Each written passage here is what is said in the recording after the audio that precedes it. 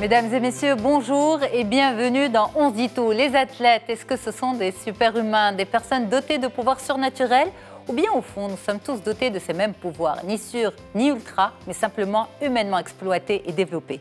Ce que je vous propose aujourd'hui, c'est d'apprendre des athlètes, l'origine de leur force de mental. Ensuite, notre interview santé se penche sur les problèmes cardiovasculaires chez la femme enceinte. A tout de suite pour les détails.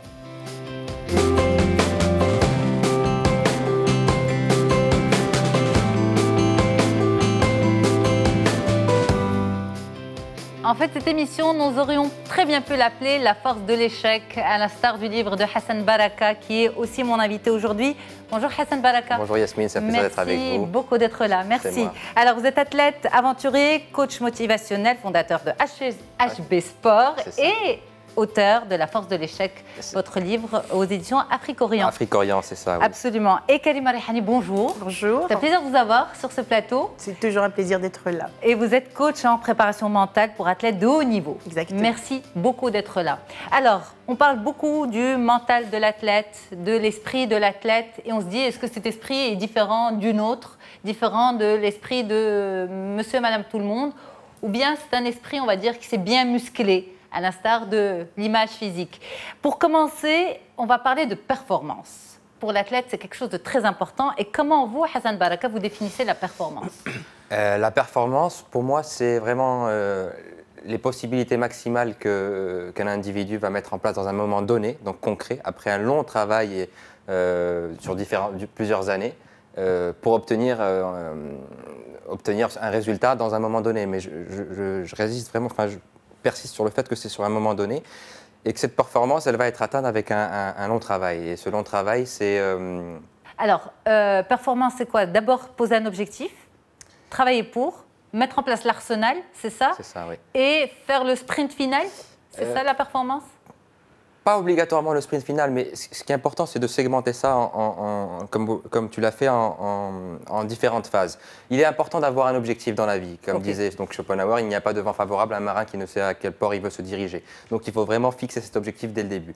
Ensuite, il va falloir s'entraîner. Par exemple, dans mon cas, lorsque j'ai rallié les continents à la nage, il a fallu que j'ai mes 4 heures d'entraînement par jour. Il a fallu que j'ai eu mon heure de renforcement musculaire pour éviter les blessures, parce que traverser la mer Rouge, par exemple, c'était 30 000 mouvements de bras. Donc il fallait éviter les blessures pour pouvoir continuer à m'entraîner. Il fallait avoir mes heures de sommeil, il fallait m'alimenter correctement et il fallait travailler son mental. Lorsqu'on est en train de nager 4 heures d'affilée, en train de voir la ligne du fond de la piscine, en plus de nous entraîner physiquement, on est en train de nous entraîner mentalement. Et on verra par la suite que le mental, c'est aussi par exemple de la projection. Ça veut dire que je traverse la mer Rouge avec des requins pendant 15 minutes autour de moi. Mais pour pouvoir faire face à ça, c'est que je me suis imaginé cette scène des centaines de fois auparavant pendant mes entraînements à la piscine. D'accord. Voilà. Donc, pour atteindre cette performance, c'est vraiment un travail complexe de longue haleine sur différents... C'est un travail physique et psychologique. Oui, mais sur la durée, voilà. Mais sur la durée. C'est ça. Et on obtient une performance que sur un moment donné. C'est-à-dire qu'une fois que la performance est atteinte, le but, une fois qu'il est atteint, c'est plus un but parce qu'on doit se fixer un autre but. Il se périme. Voilà, donc en fait... C'est horrible. Donc vraiment, la performance, c'est vraiment être dans l'instant présent et vraiment dans la finalité. On n'est pas dans le but, on est dans la finalité. Et c'est de vouloir toujours se surpasser à chaque seconde à laquelle j'en suis en train de faire un mouvement de bras, à chaque seconde à laquelle je suis en train de... C'est le processus, en fait. Voilà, c'est ça. C'est le processus. Karima Rehani, vous êtes coach en préparation mentale pour athlètes de haut niveau. Exactement. Ça veut dire quoi? Et en même temps, la performance pour vous, ça veut dire quoi? Le coach mental, ça veut dire que j'accompagne des athlètes de haut niveau à atteindre effectivement l'instant T en performance. Veut dire, la performance, c'est quoi? C'est un cheminement de beaucoup d'éléments qui sont physiques, mentales, techniques et même une prévision. Hassan Baraka tout à l'heure a parlé d'un truc extraordinaire, il a parlé d'une technique que nous on utilise. La visualisation. C'est la visualisation. C'est-à-dire que je visualise dans un instant, en amont, toute possibilité de réussite et d'arriver à un objectif bien prédéterminé. Et la performance ne peut jamais commencer sans une fixation d'un objectif clé sur lequel je vais travailler à long terme. Et ça ne se produit jamais tout le temps. C'est-à-dire que je peux être performant pendant un combat. Moi, je parle de taekwondo parce que c'est ma spécialité. Je peux être performant, je peux donner le meilleur de moi-même parce que j'avais préparé cette performance de manière adéquate, en visualisant, on parlera tout à l'heure des techniques qu'on utilise. Et ça y est, ça se termine, cette performance, elle s'arrête là. Et beaucoup d'athlètes, à un certain moment, qu'est-ce qui leur arrive? Ils réalisent des exploits pendant un moment. Et puis, pendant un moment, c'est down. Et c'est là où nous, les coachs mentaux, on est dans cette possibilité de les accompagner à reprendre le punch, à croire en eux, à travailler beaucoup de points qu'on citera tout à l'heure. Pour moi, la performance, je suis d'accord avec toi, Hassan Baraka, c'est instant T. Et ça pourrait se renouveler comme ça pourrait ne jamais être acquis. C'est pas de l'acquis. Non, c'est pas de l'acquis. Non, pas du tout. Mais ce que vous avez pu faire, vous pouvez le refaire. Il faut qu'il y ait un contexte pour, mais tout dépend. Il y a un exemple que je reprends beaucoup dans mes conférences, c'est celui du tireur à l'arc, on va dire des archers par exemple. Et si par exemple on prend dans une finale 8 tireurs à l'arc et on demande aux 7 premiers est-ce que vous espérez atteindre la cible, les 7 premiers vont vous dire oui, on veut atteindre la cible. Et donc là vous comprenez que les 7 premiers, ils sont dans un instant futur. La flèche n'est pas encore sortie de l'arc, qui veulent que leur flèche soit là-bas, alors que le 8e qui va dire je veux juste bien viser la cible. Et donc lui dans un instant présent, il est sans pression. Du fait qu'il est sans pression, à entraînement égal, il réussira mieux que les autres. Mais rien n'empêche, donc, comme vous disiez, qu'il peut y avoir une rafale de vent qui fait que la flèche n'arrive pas. Mais le fait de faire les choses sans pression, et donc dans l'instant T, fait qu'on finit par accomplir la performance. Les gens vont se dire, mais pourquoi dans ce dit-on, on parle de sport et de coaching sportif? Mais en fait, tout simplement, l'idée de cette émission et l'idée de vous rassembler sur ce plateau, c'est de dire aux gens, voilà comment, on va dire, ces super cerveaux fonctionnent.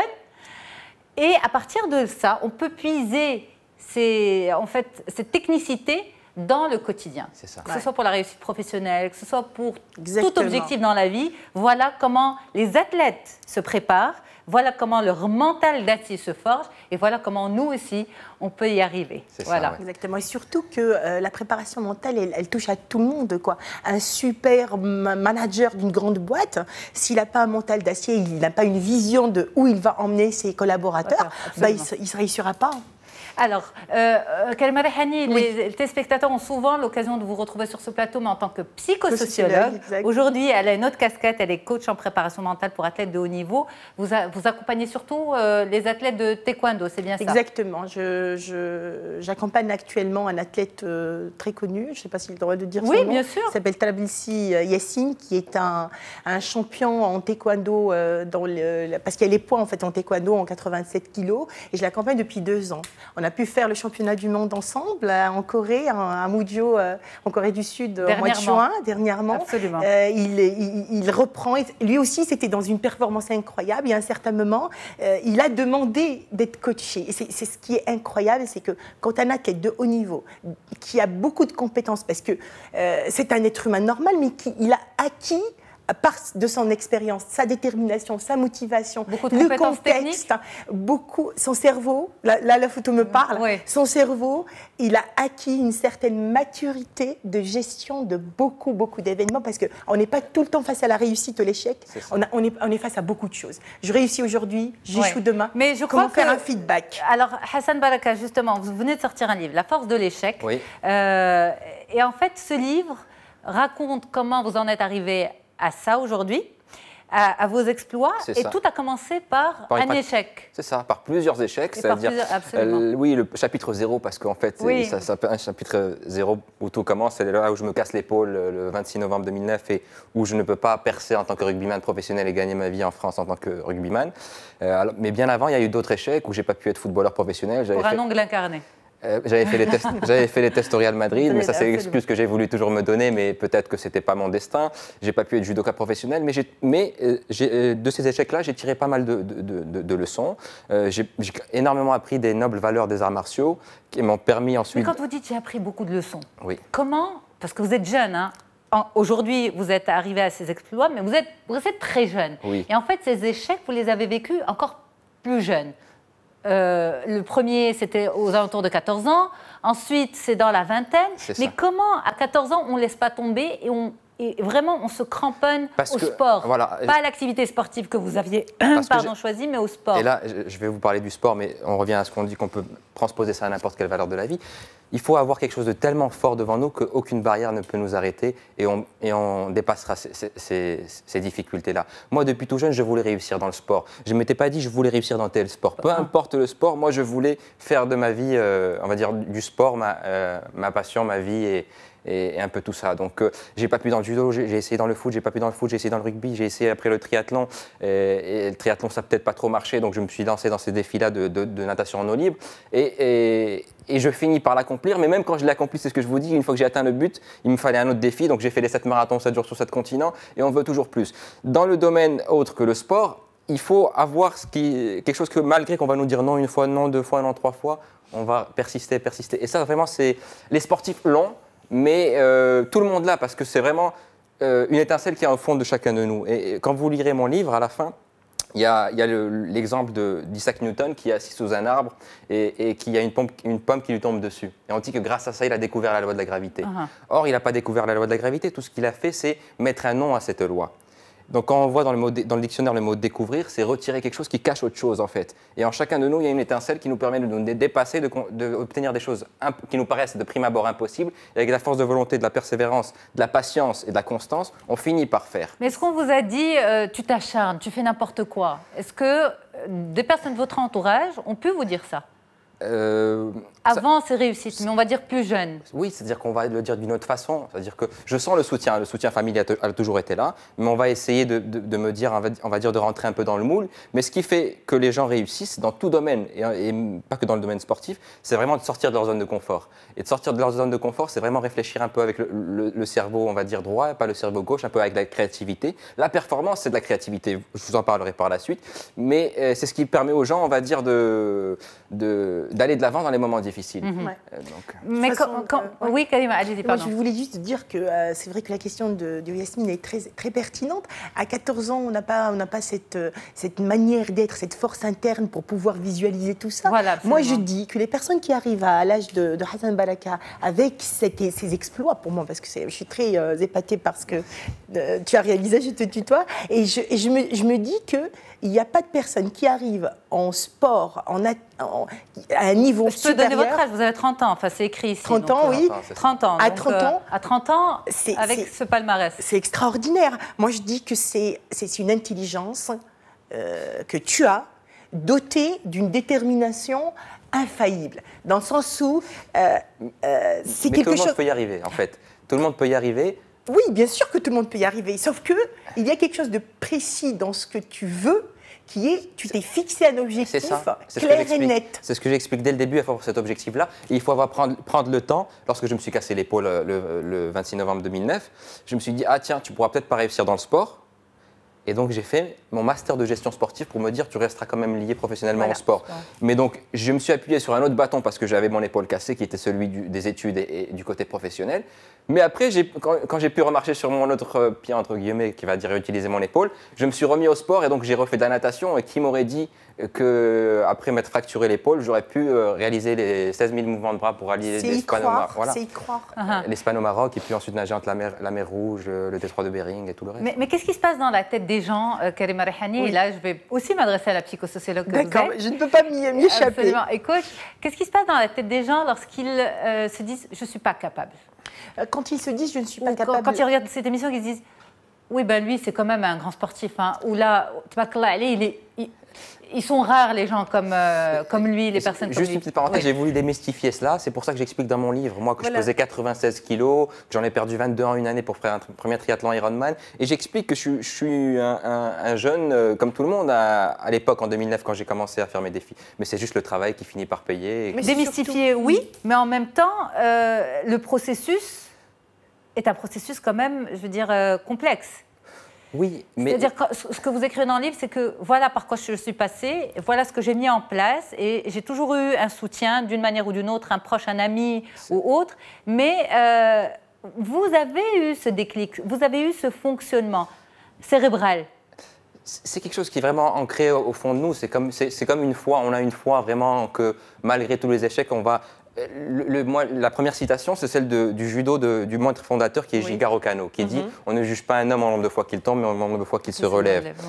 J'ai fait du judo depuis que je suis tout petit, c'est quelque chose qui qui est rentré en moi, et c'est ce qui m'a permis toujours. C'est l'ancrage en fait, parce que citer des citations comme ça, pas juste un apprentissage, on sent une passion dans ce qu'il dit et qu'il y croit, on fait un ancrage. Je reviens à la question de Yasmine tout à l'heure, qu'est-ce qui freine les gens? Moi je dirais, déjà la phrase « je ne pourrai jamais arriver », c'est un grand frein parce que le cerveau il enregistre, et il te donne, parce que c'est comme Google. C'est un grand classique aussi. Oui, parce que le cerveau, qu'est-ce qu'il fait? Il y a Tony Robbins qui est un grand coach mental qui avait dit un jour, pour avoir une belle vie, dans le sens où, je ne me rappelle pas de la citation, je ne me rappelle pas, mais il dit que si je me pose les bonnes questions, je vais réussir ma vie.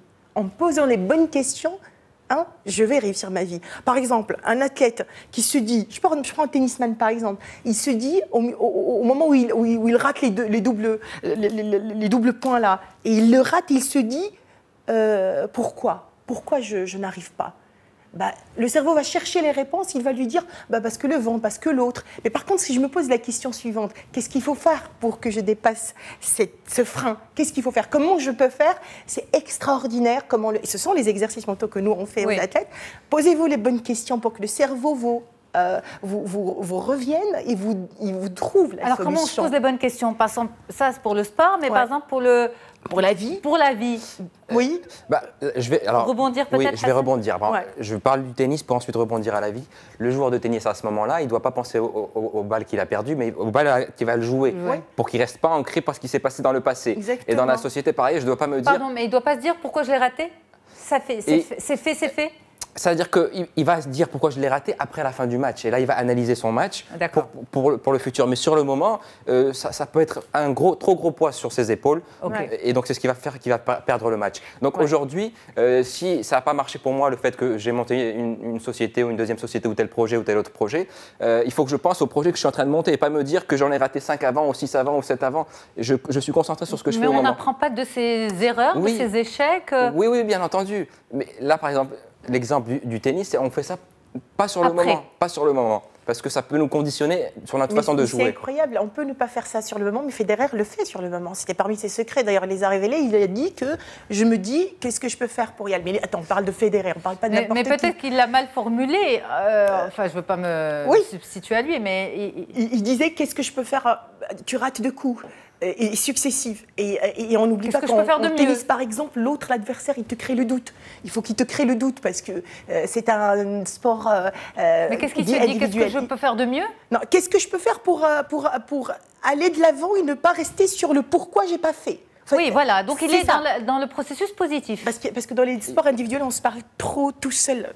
Tu peux en témoigner parce que tu as fait ça seul, de la nage, et on se parle trop. Et c'est là où la préparation mentale se voit. Est-ce que je suis bien avec moi-même? J'ai confiance en moi-même? J'ai une grande estime de moi-même? Est-ce que je peux me poser les bonnes questions?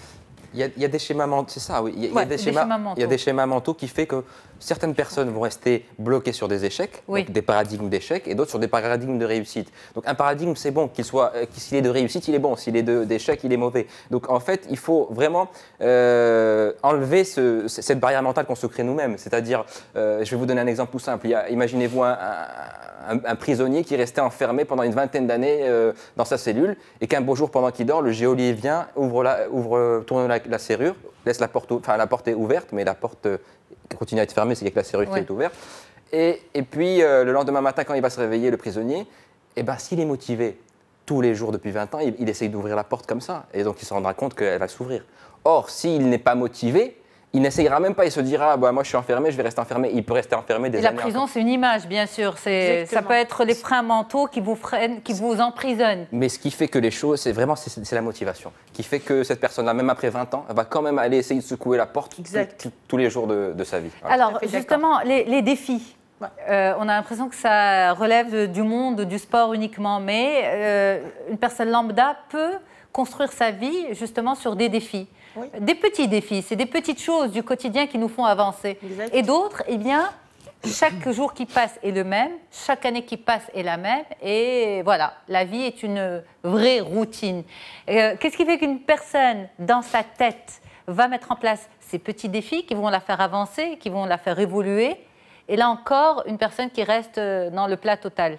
Moi, je pense donc que c'est vraiment l'entourage qui fait, ou certaines rencontres, qui fait qu'on voit un rôle modèle, quelqu'un qui réussit, Donc automatiquement, ça va, on va dire, nous conditionner à nous dire si cette personne-là le fait, pourquoi pas nous. C'est vraiment le schéma que j'explique aussi dans mon livre lorsque j'ai vu la première fois un triathlon Ironman à Hawaï, où j'ai vu des gens... Plâtré quand même. Oui. Vous étiez plâtré. Enfin, je ne pouvais pas bouger mon épaule et je venais d'avoir ma fracture et je voyais des gens nager 3 km de natation, pédaler 180 km de vélo et courir 42 km à pied. Toute personne dira c'est impossible. Possible, absolument. Et après, il passe par une deuxième phase qui est c'est pas si impossible que ça parce qu'il y a des gens qui le font. Et la troisième phase, c'est s'il y a des gens qui le font, pourquoi pas moi. Donc ça, tout le monde peut être amené à faire ça, mais il faut qu'ils aient l'exemple devant eux. Il faut qu'ils voient que ça a été fait.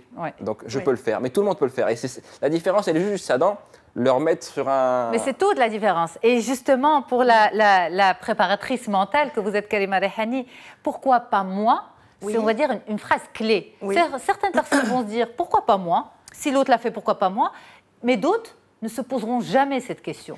Parce que aussi, ça dépend de leur objectif dans la vie. Parce qu'il ne faut pas aussi que je me mette à côté de quelqu'un qui a toujours cette passion. Moi, je parle par exemple de ma petite expérience. Pourquoi j'ai envie un jour d'être une préparatrice mentale? Moi, quand je regardais Roland Garros petite, ou je regardais Aouita courir, ou je regardais les matchs, en fait, et je voyais ce punch et cette passion, je voyais ces athlètes comme ils arrivent. Je disais, c'est vrai, je vais faire des études de psychosociologue, mais un jour, je serai préparatrice mentale. Et je me suis fixé cet objectif devant moi. Maintenant, ces gens qui restent comme ça, c'est parce que ils n'ont pas envie. Mais il y en a qui... C'est une question d'envie ou c'est une question de... Et finalement, ils se disent, c'est un autre monde en fait. On vit presque pas sur la même planète. Chacun est dans son monde. Non, c'est pas le monde. Ils y arrivent, eux, mais parce que sur leur planète Terre à eux, eh ben, c'est possible. Mais sur ma planète Terre à moi, non, c'est pas possible. Il y a une histoire de... Il faut juste qu'ils comprennent comment transposer les choses. Par exemple, là, on va dire, on est en train de parler de sport, mais je ne suis pas en train de parler de sport. Je suis en train de parler des trucs que je mets en place pour atteindre des objectifs sportifs. Exact. Mais je peux très bien essayer d'appliquer la même chose que fait par exemple Hassan Baraka ou d'autres sportifs dans mon côté familial pour être meilleur mari, pour être meilleur père, voilà, c'est vraiment, je vais m'impliquer. Alors comment? C'est un schéma mental. Alors justement, comment je peux transposer ce que les grands sportifs font dans la vie de tous les jours? Comment ça fonctionne? Oui. Je te laisse. D'accord. Okay. Moi, je me dis, première chose, fixer l'objectif. Qu'est-ce que je veux? Il faut l'écrire, il faut le déterminer. Deuxième chose, je me permets de me remettre en question. Alors, parce que le problème on y va petit à petit, Karima. D'accord, première chose, l'objectif. Je fixe un objectif clair. Qu'il soit sportif, de vie, d'études, je ne sais pas, je me fixe cet objectif. Et pour se fixer l'objectif, il faut d'abord que je le détecte. Qu'est-ce que moi j'ai envie de faire? Se poser la bonne question. Deuxième chose, il faut avoir cet art de se remettre en question. Qu'est-ce que c'est se remettre en question? C'est se dire, être tout honnête simplement, avec soi-même. Être honnête avec soi-même. La phrase « je ne suis pas capable », ça, il faut bannir, parce que tout le monde est capable s'il a envie. Alors, je remets en question quoi? Je remets en question ma détermination, je remets en question mes compétences, je remets en question tout. Je crois en moi, mais il y a quelque chose qui pourrait freiner. Alors, où est-ce que je ne suis pas bien? Parce que ce que je suis, c'est une richesse. Il faut chercher ce que je pourrais améliorer, c'est ça la remise en question, pour atteindre cet objectif. Une fois la remise en question est faite, je travaille sur moi pour consolider mon mental. Comment? Pour le rendre. C'est ça, voilà le comment. Et on va y arriver. Comment consolider le mental? Je vais donner quelques techniques, par exemple. Hein. Il y a la programmation neurolinguistique, on en parle partout. Mais qu'est-ce que c'est la programmation neurolinguistique? Je programme mon cerveau à faire revivre un mot qui va me rappeler un exploit que j'ai réalisé. Parlons de sportif maintenant. Par exemple, il y a un sportif qui est très connu, qui fait de la natation, qui a trouvé l'astuce incroyable, c'est que il a utilisé la programmation neurolinguistique. En faisant quoi? Il va tout simplement relier une émotion très boostante à un exploit qu'il avait déjà réalisé. Hein? Par exemple, il a gagné les Jeux Olympiques de je ne sais quelle année, et il va relier cette émotion à un mot. Puissance, par exemple. Confiance en moi. Quand il ressent cette émotion, voilà ce que ça... Et dès qu'il va dire le mot juste avant la compétition, le mécanisme de l'exploit va revenir en lui. Et ça, je vous assure que c'est du vécu. Et c'est un tigre qui sort de lui. Et c'est un tigre qui sort. Je ne sais pas qu'est-ce qui se passe, mais tout simplement, c'est revivre l'émotion. Et c'est qui cette personne, Karima? C'est Florent Manoudou. Voilà. Ok, parfait. On va marquer une courte pause et on revient ensuite pour la deuxième et dernière partie de cet échange sur le mental d'athlète, un mental d'acier. Et en fait, un mental que visiblement, nous avons tous si on le muscle à la manière des professionnels. Reste avec nous pour les détails, à tout de suite. Allez, de retour sur le plateau d'On se dit tout pour cette émission sur les mentales d'athlètes, des mentales à la puissance humaine. Et on pèse bien nos mots parce que nous sommes tous capables d'avoir ce mental d'athlète, ce mental puissant, ce mental qui vous amène au plus haut et au plus loin. Et on en parle avec deux grands spécialistes, Hassan Baraka et Karima Rayhani. Hassan Baraka, bien sûr, athlète aventurier, fondateur de HB Sport et auteur de La force de l'échec aux éditions Afrique-Orient. Et Karima Rayhani, aujourd'hui, avec sa casquette de coach en préparation mentale pour athlètes de haut niveau que vous êtes. Donc, juste avant la pause, on faisait le point sur le processus. Comment se construit justement ce mental d'athlète? Vous avez dit, il faut avant tout fixer son objectif. Un mental d'athlète que l'on peut transposer, bien sûr, c'est un modèle que l'on peut transposer sur la vie de tous les jours. Fixer l'objectif et ensuite consolider son mental avec « je peux y arriver ». Si les autres l'ont fait, moi aussi je peux. Je suis capable, oui. Mais juste avant de continuer, je pose la question à Hassan. Le titre, en fait, m'interpelle, La force de l'échec. L'échec dans tout ça. Oui. Quand on pose son objectif, est-ce que c'est un long fleuve tranquille pour y arriver? Ou c'est quand même… Non, au contraire, ça va être semé d'embûches. Semé d'embûches. Et donc la performance et ce que les personnes doivent mettre en place, je reviens vers ce côté créatif duquel je parlais, et il faut savoir innover, on va dire, pour faire face aux difficultés. Parce que les difficultés, une fois qu'on arrive à les contrecarrer, elles reviendront, mais de façon différente. Donc il faudra encore innover pour chercher à les… On les anticipe on se prépare, on se dit qu'il va y en avoir. Et donc on se prépare à devoir les surmonter. Dans le sport, il y a un exemple vraiment flagrant qui est celui de Fosbury en 1968. Fosbury, c'est un sauteur de hauteur américain qui sautait, on va dire, qui sautait de dos en fait, qui a en fait s'appelait, maintenant c'est le saut Fosbury. Mais à l'époque, il sautait à 1,80 m. Toutes les personnes sautaient à 1,80 m le saut en hauteur, parce que tout le monde sautait, on va dire, la technique du rouleau ventral, qui était de sauter de l'avant, ou celui de mettre ses jambes vers l'avant, qui était celui des ciseaux. Et les gens sautaient à 1,80 m. Et lui, il a innové en se disant, tiens, je vais sauter de dos. À l'époque, en plus, c'était compliqué parce qu'ils atterrissaient sur le sol, donc c'était assez dur, et les blessures. Et il a fini par sauter à 2,24 m. Il a fini par gagner la médaille des Jeux Olympiques à Mexico en 68. Donc, il avait des difficultés déjà pour se qualifier dans l'équipe américaine pour aller aux Jeux, et ensuite de performer, mais en innovant, en réfléchissant de façon différente, il a réussi à surmonter ces difficultés-là. Ça, je vous ai donné l'exemple du sport, mais encore une fois, c'est vraiment pour dire, j'ai une difficulté, je ne sais pas comment me confronter à ça, et ben, je vais essayer de réfléchir comment le faire d'une autre façon pour pouvoir le surmonter. Parce qu'on se dit, oui, ils y arrivent, ils sont entourés, ils ont une équipe qui travaille avec eux, on a tout dessiné pour eux, et voilà, donc ils mettent en place la stratégie et ils y arrivent. Arriver à son objectif, ce n'est jamais une chose facile, il faut se préparer aussi à l'échec. Et l'échec, c'est… Pardon. L'échec, pour le mental d'athlète, pour le sportif, c'est ce qui tire vers le bas? Alors moi, je vois les choses différemment, parce que l'échec, sur le moment, c'est sûr que ça fait mal, quoi. L'échec, un sportif où toute personne n'aime pas perdre, n'aime pas rater ce qu'elle entreprend. Mais il faut avoir la suffisance d'esprit de se dire je vais tirer des leçons pour pouvoir aller de l'avant.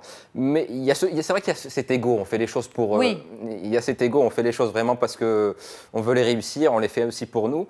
Mais un sportif, et là je vais dire des choses qui peuvent peut-être un peu choquer, ou c'est comme ça que moi je vis les choses, un sportif, quoi qu'il fasse, il est perdant. Parce que je vais vous dire, lorsque j'ai rallié les continents à la nage, 5e traversée, j'ai nagé pendant 8h30 pour aller de l'Égypte à l'Arabie Saoudite.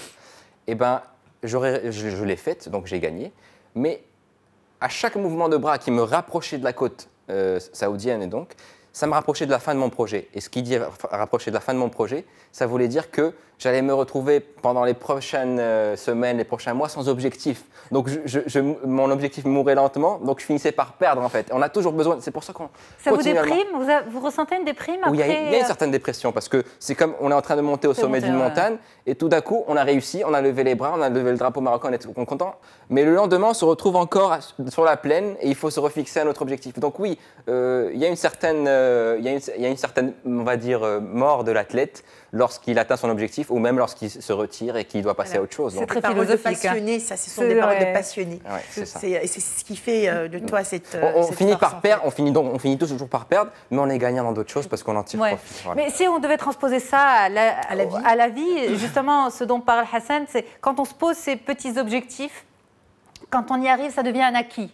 Oui. En fait, au début, on est content, mais après, ça devient un acquis. Et sur cet acquis, il faut reconstruire un autre objectif C'est ça. et un autre processus. Il faut se dire que dans la vie de tous les jours, c'est-à-dire si on fait par transitivité ce qu'a dit Hassan par rapport à la vie de tous les jours, les défis qu'on réalise en tant que personne, ils sont reliés et ils vont nous servir. Parfois, chez l'athlète, ça lui sert bien sûr mentalement, ça lui sert dans ses exploits, mais ça peut le freiner parce qu'il se dit qu'est-ce que je peux faire encore de plus? Qu'est-ce qui pourrait être meilleur que ça? C'est comme si moi je me dis en tant qu'athlète, ça y est, c'est ma limite, j'arrête. Ça y est, je n'arrête, je ne peux pas aller de l'avant. Est-ce qu'un athlète peut se dire ça? Oui, oui. C'est ma Il se limite. dit- Si c'est pas l'âge, si c'est pas la santé. Ils se le disent, il y en a beaucoup qui s'arrêtent avant l'âge parce qu'ils se disent j'ai donné le maximum, est-ce que je suis capable de donner plus que ça? C'est malheureux, moi j'aime pas ça, mais il y en a qui font ça.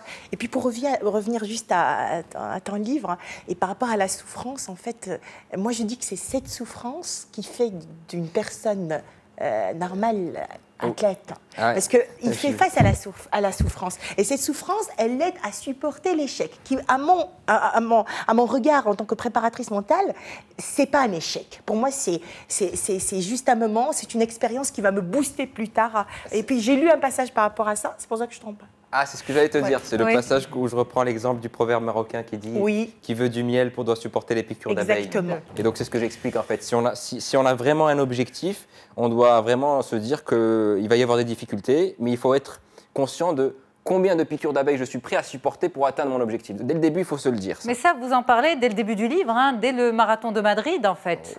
Des difficultés, des douleurs physiques, des crampes qui vous prennent Il a pas fait une après belle, pas, en fait. Il a fait une belle conclusion de l'idée parce que finalement, qu'est-ce qu'une personne qui réussit, parlant d'athlète de sport ou pas, cette personne qui réussit, par quoi elle passe? Elle passe par des expériences de vie, il faut en tirer le maximum, l'important, l'essentiel, pour aller de l'avant. Et un bon athlète, c'est quelqu'un qui vit la souffrance. Il faut la vivre, parce qu'il ne faut pas la négliger, sinon on n'est pas normal. Il faut la vivre, il faut pleurer, Moi j'adore quand les athlètes explosent, ont un échec, et puis il faut rebondir. C'est ce qu'on appelle le Comment on feedback. rebondit? Comment un athlète rebondit très vite?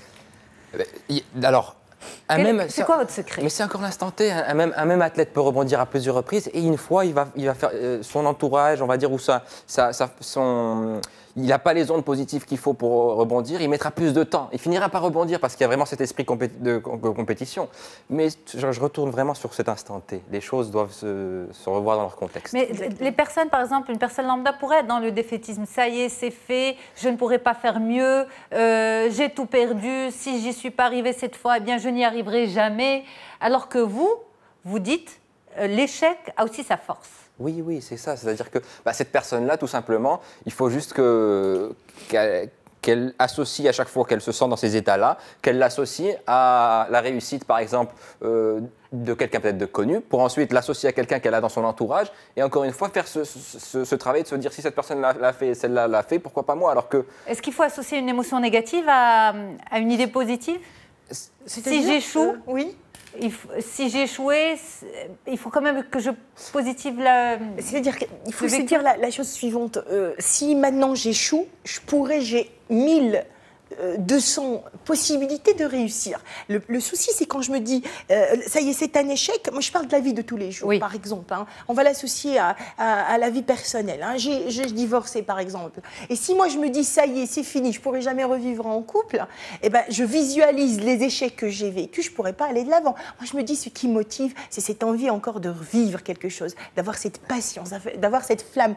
Et si on ne l'a pas, il faut la faire revivre. Vous allez me dire comment? Il n'y a pas de miracle là-dessus. Moi, je dis qu'il y a toujours une force interne, peu importe la personne, qu'elle soit athlète, pas athlète, normale. Mais qu'est-ce qu'il faut se le dire, se le répéter? Il faut toujours se le répéter. Exactement, ce que j'allais vous dire. La force des mots, la force des paroles, parce qu'on finit par y croire, en fait. Ouais. Donc, c'est vraiment ça. Tous les matins, se le réveiller et se dire je vais bien, tout va bien, je vais obtenir ça, je vais obtenir... Je suis belle. Oui, et je m'accepte c'est et après ça. on y va. Exactement. Parce que de toutes les manières, ce que... Hassan dirait, je dirais pas je suis belle. Non, je parle de moi. Mais je dis, si vraiment on croit en nous, on a cette image positive de nous, je vous assure, les autres nous aiment. Même si on n'est pas parfait, parce qu'on n'est pas parfait, ce que moi je dégage, l'autre le prend positivement, il me le rend. Alors, on ne vit pas quand même en autarcie. Ouais. Chaque individu ne vit pas seul. On vit entouré, on vit dans une société, on vit dans une famille, on vit en couple. Est-ce que ça, c'est important aussi?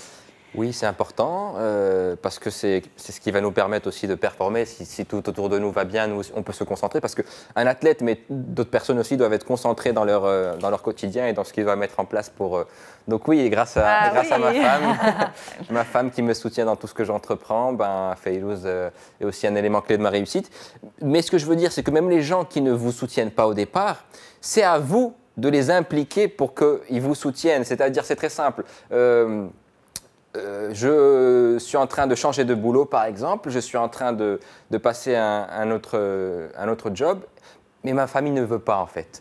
Et ce que je vais faire, c'est que je vais leur expliquer, par exemple, je vais leur dire, par exemple, à ma grand-mère ou à une tante, je leur expliquerai, si j'ai ce job, je vais pouvoir avoir un salaire qui va me permettre de t'offrir un voyage. Et je sais par exemple que cette personne de ma famille aime le voyage, eh ben, elle va me pousser à... Vous les faites visualiser. En fait, oui, ça c'est la stratégie appliquée. Ouais. Il faut les rallier à notre cause et les motiver pour que nous, on puisse faire les choses, on va dire, concentrées sur notre... Et parlons autrement, je dis aussi, puisqu'on est en antenne et on parle aux parents, si vos enfants, ils ont une passion, encouragez-les et peut-être que c'est ça la solution de la réussite. Vous avez été encouragée très jeune, justement, pour rebondir sur l'idée de Karima?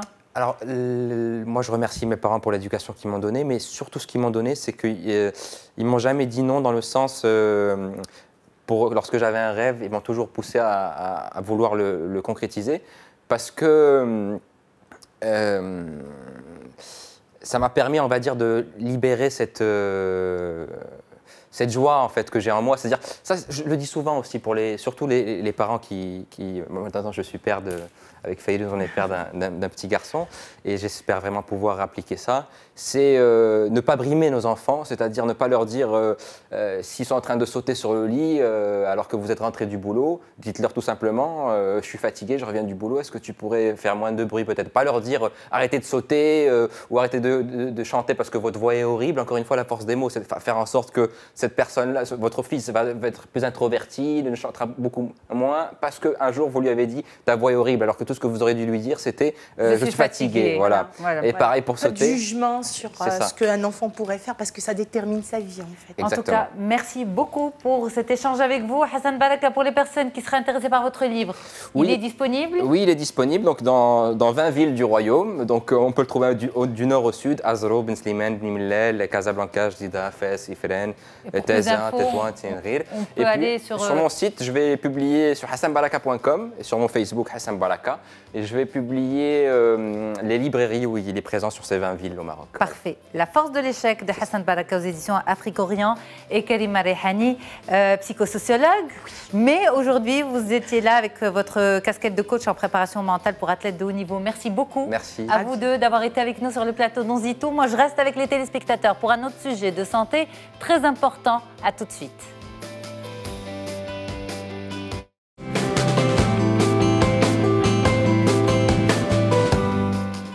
Et donc là, on enchaîne tout de suite sur notre interview santé, grossesse et maladies cardiovasculaires. On en parle avec vous, docteur Youssef Benjeloun. Vous êtes médecin gynécologue. Bonjour, docteur. Bonjour. Merci beaucoup d'être là. C'est moi qui vous remercie. Alors, lorsqu'on parle de grossesse associée à un problème cardiovasculaire, est-ce qu'en général, ce sont des maladies antérieures à la grossesse, donc connues, ou bien ce sont des problématiques ou des maladies qui vont apparaître pendant la grossesse? En général, il peut y avoir les deux. Il peut y avoir les deux. Il s'agit d'abord de dépister des cas méconnus de femmes qui seraient porteuses, par exemple, de maladies de valvules ou qui seraient porteuses d'un problème d'arythmie, de problèmes des femmes en général qui se plaignent de palpitations. Il faut savoir, avant de parler de ça en détail, qu'il y a des modifications lors de la grossesse qui affectent le cœur. Oui. Et parmi ces modifications, il y a une anémie qui se voit chez toutes les femmes enceintes. donc l'hémoglobine a tendance à diminuer parce qu'il y a une hémodilution, il y a beaucoup de liquide dans les vaisseaux de la femme enceinte qui font que cette hémoglobine diminue. Et donc, le cœur va travailler davantage pour pouvoir amener l'oxygène aux cellules. C'est pour ça que la femme enceinte est souvent essoufflée. Exactement. Et on a des palpitations Exactement. un peu plus importantes Exactement. enceinte. Et c'est pour ça que c'est difficile de faire la part des choses entre ce qui est physiologique et de ce qui est pathologique. Alors, à partir de ce moment-là, c'est facile de comprendre que le cœur va travailler beaucoup plus. Donc le travail cardiaque augmente, le débit cardiaque augmente. Donc dès qu'il y a une petite pathologie qui est passée inaperçue avant la grossesse, elle va apparaître au grand jour lors de la grossesse. Et il faut savoir qu'il y a 3 étapes, je dirais même 4 étapes, où il va falloir surveiller sur le plan cardiaque la femme enceinte, mais vraiment de près. C'est le premier trimestre, parce que c'est là où vraiment toutes les modifications s'opèrent. Il y a les vomissements gravidiques, donc qui font qu'il y a déjà une déplétion en eau. Et puis il y a aussi le 3e trimestre, parce que la femme arrive presque à terme, donc il y a beaucoup de liquide dans son corps. Absolument. Et que le cœur va travailler davantage, et l'accouchement. L'accouchement. Et il ne faut pas oublier aussi les 3 mois après l'accouchement. D'accord. Alors on va détailler tout cela, si vous le permettez, docteur. On revient au cas où la maladie est connue. Elle est connue avant la grossesse. C'est important pour une femme qui souffre de problèmes cardiaques, quels qu'ils soient, de bien programmer sa grossesse, bien sûr avec son conjoint, mais aussi avec son médecin traitant, son gynécologue. C'est très important. C'est un travail d'équipe qui regroupe obstétriciens, cardiologues et réanimateurs aussi en fin de grossesse. Il faut bien savoir qu'il y a un certain nombre de pathologies cardiaques qui contre-indiquent carrément la survenue de grossesse. C'est par exemple des cardiopathies, ce qu'on appelle cyanogènes, qui ne sont pas opérées. C'est des rétrécissements de la valve mitrale qui sont sévères, donc symptomatiques, aussi de la valve aortique. C'est des coarctations de l'aorte, c'est ce qu'on appelle aussi le syndrome de Marfan, c'est une hyperélasticité de toutes les zones fibreuses du corps et qui vont donner une dilatation de l'aorte. Tout ça est communiqué à la patiente, bien sûr, lorsqu'elle souffre de l'une ou de l'autre de ces donc pathologies. À partir du moment que cette pathologie est connue, le cardiologue va orienter cette patiente vers le gynécologue et l'obstétricien pour qu'il lui donne une contraception efficace. Et souvent, on a des contraceptions, on a un choix qui est limité. Donc vraiment, là aussi, c'est un débat à part. Il faut vraiment prendre en charge cette patiente sur le plan contraception comme il faut pour éviter qu'elle tombe enceinte. Maintenant, les autres cas, on peut leur permettre de tomber enceinte, mais avec des conditions et avec un suivi très particulier parce que ce sont des grossesses à haut risque. Donc il faut, dès, disons, la préconception, dès la phase préconceptionnelle, discuter avec le cardiologue, voir quels sont les traitements à retirer, les traitements à adapter, les traitements à remplacer.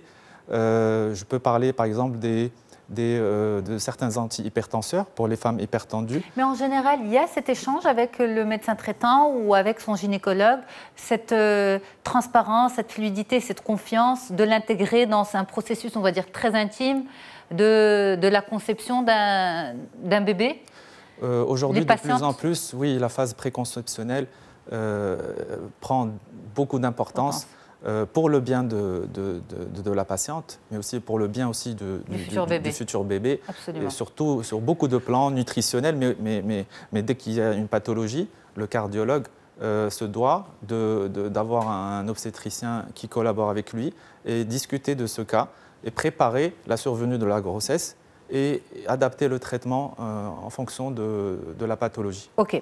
Alors, nous sommes à la moitié de l'interview et on a un volet qui est très important, c'est l'apparition de ces maladies pendant la grossesse. Et vous l'avez dit, docteur Mejloun, certains symptômes sont très difficiles à repérer puisqu'on pourrait les assimiler, on va dire, aux petits désagréments de la grossesse. Palpitations, respiration un petit peu forcée, pas complications, mais difficulté à respirer, la femme est souvent essoufflée, elle a des grands moments de respiration, et vous dites attention, ça peut cacher autre chose.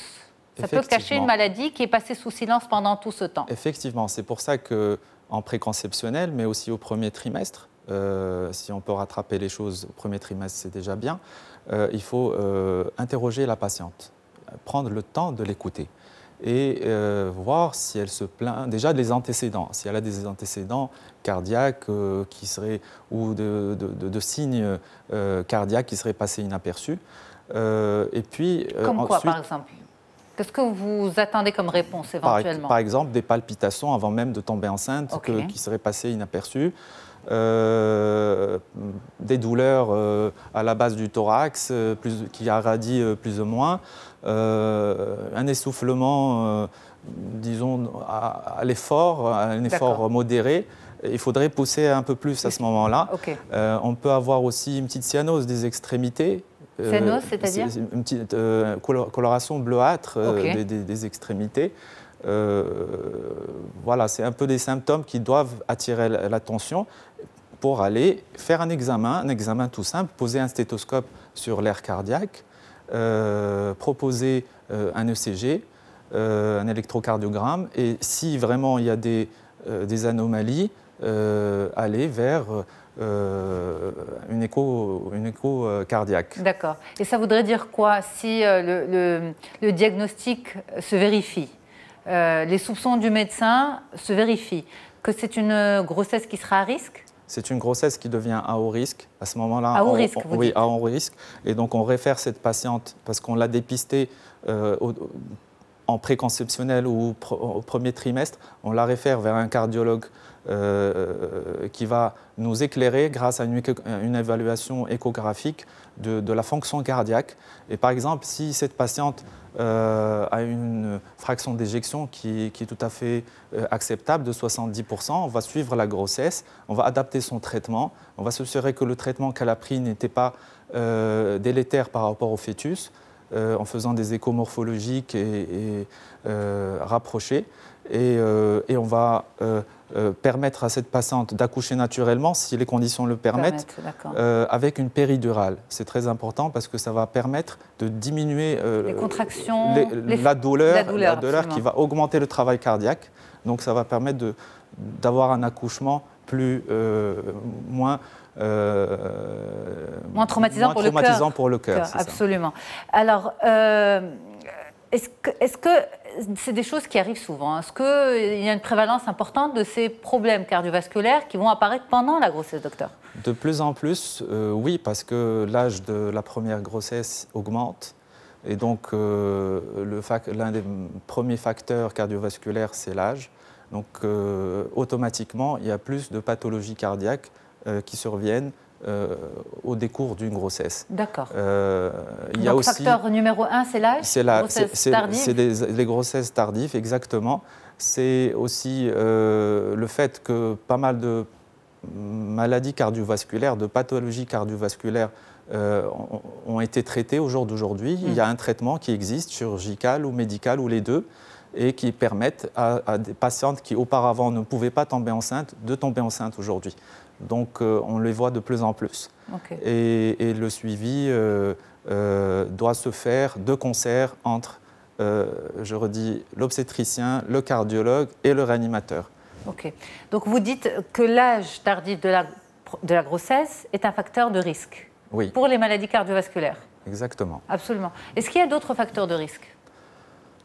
À part l'âge, il y a les habitudes de vie, donc le tabagisme, la sédentarité. C'est les facteurs de risque classiques, en fait. Les classiques qui font que, la femme enceinte n'échappe pas à cette règle. Il y a une augmentation des maladies cardiovasculaires chez toute la population, mais là, chez la femme enceinte en particulier. Alors, il faut les dépister suffisamment tôt et les traiter pour qu'il y ait moins d'effets délétères sur le fœtus et sur la maman. Alors, s'il y a vraiment deux messages clés à retenir de votre intervention d'aujourd'hui, c'est d'abord pour les femmes qui souffrent déjà d'une maladie cardiovasculaire, c'est d'évaluer le risque, leur fonction cardiaque. Absolument. L'aptitude à ce cœur à supporter 9 mois de grossesse Oui. et un travail d'accouchement. Ça, c'est bien sûr une équipe médicale qui le fait. Mais c'est d'associer l'équipe médicale à ce projet. Exactement. C'est ça qui est très important. Exactement. D'abord. Et pour la femme qui ne souffre visiblement de rien, de rester quand même à l'écoute de son corps et d'avoir un échange, et là c'est le rôle du professionnel, d'avoir un échange, on va dire, approfondi et constructif avec son médecin traitant. Exactement. Donc, et son médecin traitant, au-delà du suivi habituel de toute grossesse, avec prise de la tension, prise du poids, prise de la protéinurie dans les urines, les échographies consécutives, il faut vraiment penser à mettre un stéthoscope au niveau de l'air cardiaque, interroger la patiente, faire un ECG s'il le faut. C'est le minimum qu'on puisse faire pour dépister surtout les cas méconnus. C'est notre hantise en fait, c'est de passer à côté d'une cardiopathie, par exemple une maladie valvulaire, qui va faire que si on ne fait pas ce qu'il faut, le jour de l'accouchement, elle risque des complications qui peuvent être mortelles. Je rappelle qu'en Europe, malheureusement pas ici, parce que la première cause de mortalité maternelle, c'est encore l'hémorragie au Maroc, mais en Europe, ce sont les maladies cardiovasculaires, ce sont les accidents cardiovasculaires qui sont première cause de mort chez la femme enceinte. Chez la femme enceinte. Merci pour toutes ces explications. Docteur Merci à vous. Benjeloun, vous êtes gynécologue. Au plaisir de vous retrouver une prochaine fois pour un autre sujet de sensibilisation grand public. C'est moi qui Merci à vous pour votre fidélité. Au plaisir de vous retrouver très vite sur Médien TV. Un grand merci à toute l'équipe qui m'accompagne pour la réalisation et la diffusion de cette émission. À bientôt.